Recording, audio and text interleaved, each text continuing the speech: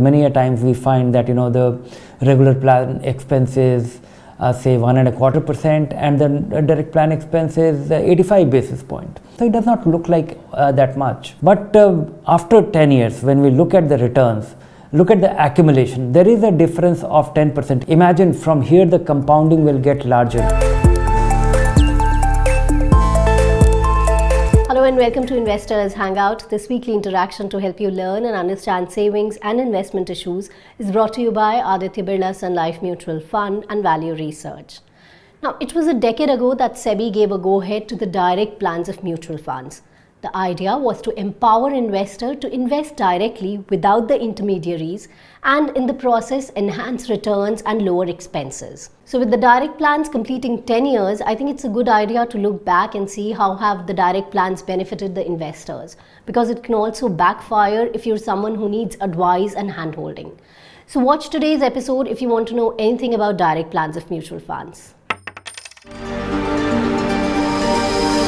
As with any product, as we buy anything from a retail outlet or from an intermediary, that is how mutual funds were historically sold. It was always sold through a mutual fund agent or a stockbroker or banks or national distributors who came about, and they had a national footprint, and these companies specialized in selling mutual funds. 10 years ago, SEBI enabled direct access to investors to buy mutual funds from companies directly, but there was no commercial advantage, there was no cost advantage.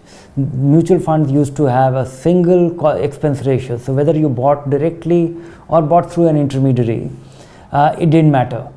Now if you buy something from the fund company, any fund from the fund company directly, it costs less, and SEBI has devised a regulation that the commission paid by the fund company in that particular fund, the amount of commission paid should be deducted to arrive at the direct plan's expenses. So if a fund company is paying very high commission, the expense ratio of the the direct plan of that fund will be much lower.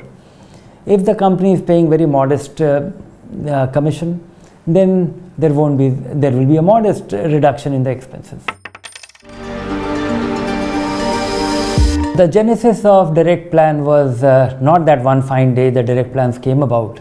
First, there was a reduction or maybe abolition of the initial issue expense. Long ago, mutual funds used to be sold with 6% initial issue expense. So when a fund company will start, it will charge a NAV of, or it will be sold at 10 rupee. But it was allowed to spend 6 rupee on launching that fund, and which was charged to the investors. So, and then they could amortize that cost over the next 5 years. So whatever you saw as NAV, the money was not there actually. When you gave 100 rupee to a fund when it was getting launched, only 94 rupee went at work. 6 rupee was spent on raising that money, and that cost was borne by the investors. So first this was done away with. Then all open-end funds used to charge something called an entry load. When you invested in a fund, an equity fund used to charge an entry load of 2.25 or 2.5%. After a while, that was abolished.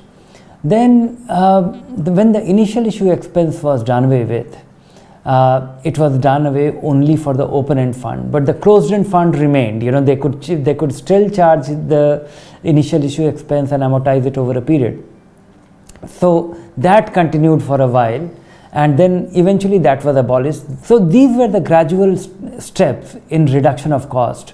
And the launch of direct plan is very empowering because it enables investors to invest directly and make their choices, take responsibility of their decision, and get a cost advantage. This looks like a very modest cost advantage because many a times we find that the regular plan expenses say 1.25% and the direct plan expenses 85 basis point or something like that, 0.5% difference in the initial issue expense. So it does not look like that much. But after 10 years, when we look at the returns, look at the accumulation, there is a difference of 10%. If you invested 1 lakh of rupees 10 years ago, then the average difference in an equity fund will be 10%, because that is the difference in the NAV of the growth plans of the direct and the regular. If you are accumulating your money, if you are doing your SIP in any of these funds, then you might have 7 to 8% difference in the terminal value. The person investing in the direct plan will have 108 rupees as compared to the regular plan investor who will have 100 rupees. So this is after 10 years. Imagine from here the compounding will get larger, because now 108 rupee is at work, whereas in the other case it is 100 rupee at work. So assuming that it will double in next 10 years, just for example. So imagine that the difference will be much higher. My sense is that the difference between the net worth of a person doing his SIP over a 25-year period, it could well be 20%. If you can decide what kind of funds you need, if you can actually articulate your needs, go about looking for that fund that you want to invest, and you think that you don't need hand-holding, then you should invest in a direct plan. You should not blindly invest in a direct plan, because many a times, just because the fund has become available, you can invest in 5 minutes time. Investing process has become easy. So a lot of people are investing, but they are investing with wrong expectation. So I think the intermediaries, the agents, the advisors have a role to play. They set your expectation, they tell you the right thing. So if you can do all those things which an advisor will do, then by all means go ahead and do your SIP in an equity fund or a tax saving fund.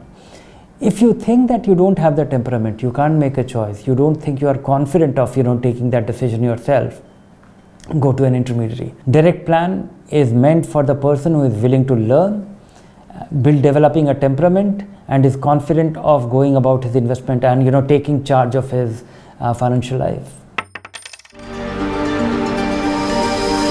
Moving your money from the regular plan to direct plan is simple. There is a switch request which you can make.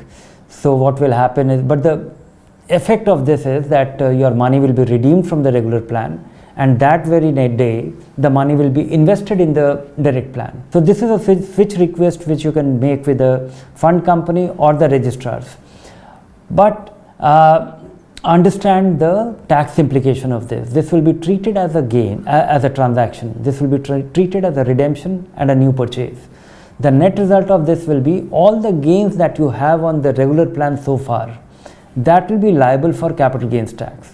All the capital gains which has accrued on your investment before 2018, that is tax exempt, that is grandfathered. So last 2-3 years gain, 4 years gain will be taxable. The gains prior to that period is tax exempt. Also be careful about the exit load, because if you are doing your SIP in the same fund, in the regular plan, there is an exit load applicable on depending on the life of the or tenure of your investment.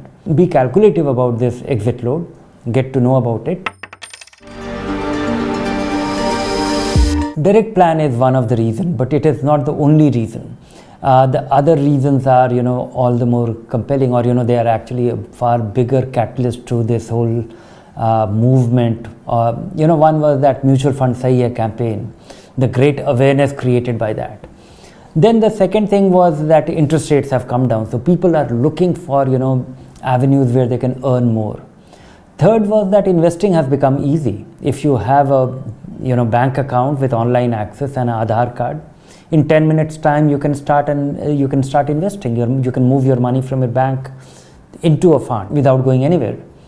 And fourth is the fintechs. We have all these new generation fintechs coming into play. I would like to flag a concern to investors about these new platforms. My concern is that these platforms are selling direct plans.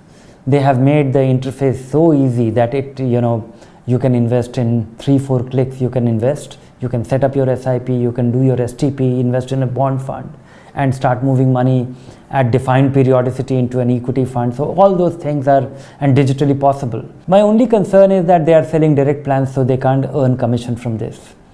And because they don't earn commission, and there is a cost of serving the investor. They have this technology, they have these people who are serving them, that somebody is answering, somebody is solving people's problem if the transaction is not going through. And if you run a large business serving large number of investors and you don't have a business model, you don't make money, I have my concern. They will have some ulterior goal that they will have valuation or this or that or venture funded. At the same time, I am also it is less of a concern in case of mutual fund, because assuming that this big platform that exists, Grow or Zerodha or Paytm Money or ET Money, if any of these entities cease to exist, they simply disappear. Investors' money is safe. You don't have to worry. All your money is invested in the fund, and these entities, by the very design of mutual fund, they don't get your money. When you invest your money goes directly to the fund company, and this was not the case till recently. SEBI made it mandatory that when your money account is debited, the fund company's account gets credited. It does not fall in anybody else's hand. And when you redeem, all your money gets back directly into your bank account. So if these facilitators, so to say, and they have been great facilitators, they have led to this great charm about mutual fund. They have made the whole process very simple, easy, accessible. But they don't have a business model. They might die, and if they die, you don't have much to worry. Your money is safe.